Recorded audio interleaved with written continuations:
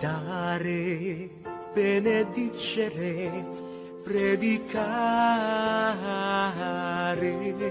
Chères sœurs, chers frères, l'Église affirme que Dieu, principe et fin de toutes choses, peut être connu avec certitude par la lumière naturelle de la raison humaine à partir des choses créées. Toutefois, il a plu à Dieu dans sa sagesse et dans sa bonté de se révéler lui-même au genre humain, ainsi que les décrets éternels de sa volonté par une autre voie, surnaturelle. Cette voie est la révélation divine, l'autocommunication de Dieu à l'homme. Dans la première lecture, Moïse fait l'expérience de cette révélation dans la scène du buisson ardent. Deux interpellations surgissent en nous à la méditation de cette scène. La première est celle de savoir pourquoi Dieu n'intervient-il pas directement pour sauver son peuple. La réponse est que Dieu opère selon un principe voulu par lui-même dès la création, celui d'agir dans l'histoire des hommes grâce à des médiateurs humains, les associant à son œuvre d'amour et de vie. La seconde interpellation est celle de la particularité du signe promis à Moïse, attestant qu'il est bien l'envoyé de Dieu auprès de son peuple. Le signe donné à Moïse n'est pas d'abord une assistance divine à la mission délicate à lui confier, mais plutôt un acte de culte à Dieu sur l'Horeb. Voici à quel signe on reconnaîtra que c'est moi qui t'ai envoyé. Quand tu auras fait sortir d'Égypte mon peuple, vous rendrez un culte à Dieu sur cette montagne.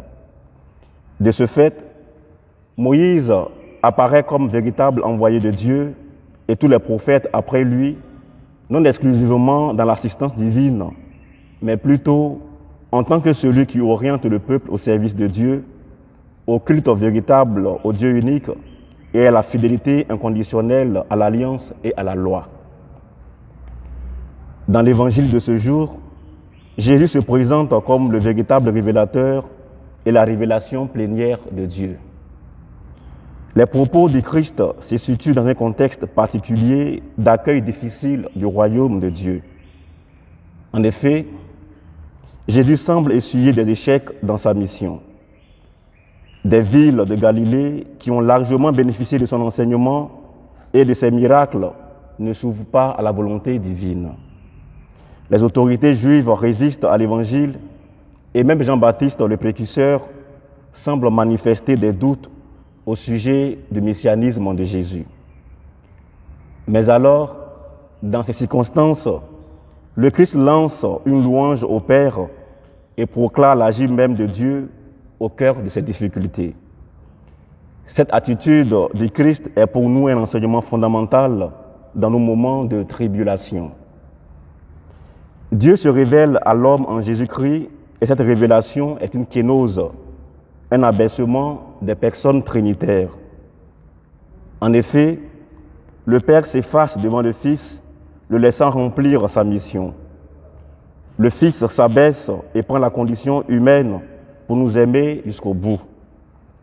L'Esprit Saint se fait discret dans la mission du Fils et aide les hommes à accéder à la connaissance de Dieu. Voilà pourquoi ceux qui accueillent véritablement la révélation divine sont les petits, les humbles, car ils ont en eux les dispositions même de Dieu dans son acte d'autocommunication à l'homme.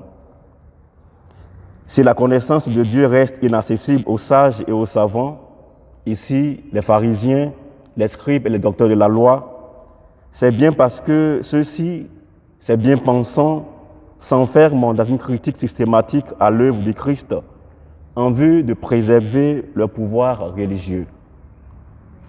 Chères sœurs, chers frères, il y a une sagesse, celle de la connaissance de Dieu, qui ne s'acquiert que par la foi, l'ouverture du cœur au don de l'amour de Dieu, par la simplicité, l'humilité et l'amour du prochain. C'est à l'acquisition d'une telle sagesse que nous invite l'Évangile de ce jour.